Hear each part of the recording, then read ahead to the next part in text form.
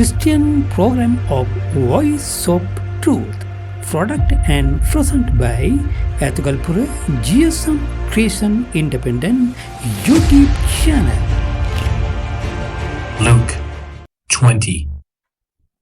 One day, as Jesus was teaching the people in the temple and preaching the gospel, the chief priests and the scribes with the elders came up and said to him, "Tell us by what authority you do these things, or who it is that gave you this authority." He answered them, "I also will ask you a question. Now tell me, was the baptism of John from heaven or from man?" And they discussed it with one another, saying, "If we say from heaven, he will say, 'Why did you not believe him?' But if we say from man, all the people will stone us to death, for they are convinced that John was a prophet."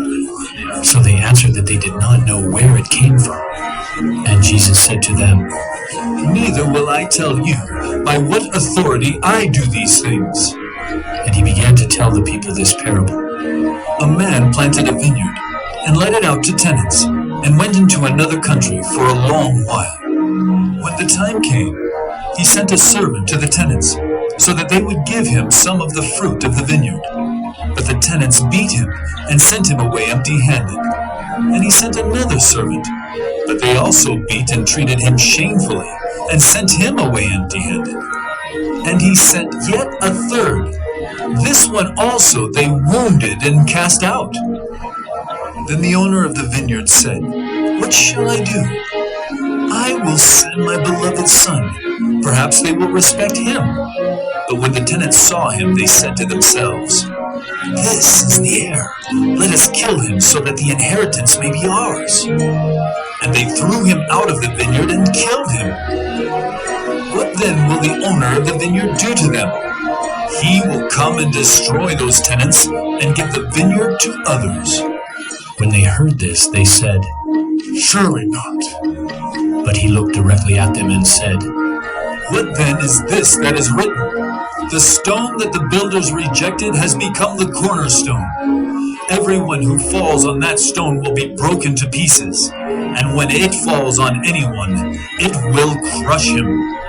The scribes and the chief priests sought to lay hands on him at that very hour, for they perceived that he had told this parable against them, but they feared the people. So they watched him and sent spies who pretended to be sincere, that they might catch him in something he said, so as to deliver him up to the authority and jurisdiction of the governor. So they asked him, "Teacher, we know that you speak and teach rightly and show no partiality, but truly teach the way of God. Is it lawful for us to give tribute to Caesar or not?" But he perceived their craftiness and said to them, "Show me a denarius. Whose likeness and inscription does it have?" They said, "Caesar's." He said to them, "Then render to Caesar the things that are Caesar's, and to God the things that are God's." And they were not able in the presence of the people to catch him in what he said, but marveling at his answer, they became silent. There came to him some Sadducees, those who deny that there is a resurrection, and they asked him a question, saying, "Teacher, Moses wrote for us that if a man's brother dies, having a wife but no children, the man must take the widow and raise up offspring for his brother. Now, there were 7 brothers. The first took a wife and died without children. And the second and the third took her, and likewise all 7 left no children and died. Afterward, the woman also died. In the resurrection, therefore, whose wife will the woman be? For the 7 had her as wife." And Jesus said to them, "The sons of this age marry and are given in marriage. But those who are considered worthy to attain to that age and to the resurrection from the dead neither marry nor are given in marriage, for they cannot die any more, because they are equal to angels and are sons of God, being sons of the resurrection. but that the dead are raised, even Moses showed in the passage about the bush, where he calls the Lord the God of Abraham and the God of Isaac and the God of Jacob.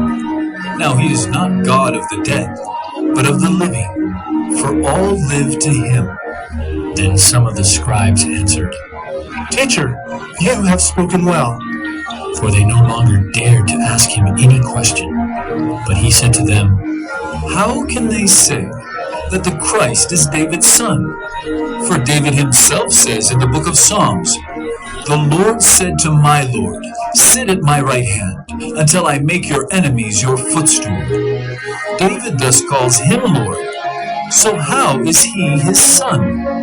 and in the hearing of all the people he said to his disciples, Beware of the scribes, who like to walk around in long robes, and love greetings in the marketplaces, and the best seats in the synagogues, and the places of honor at feasts, who devour widows' houses, and for a pretense make long prayers. They will receive the greater condemnation.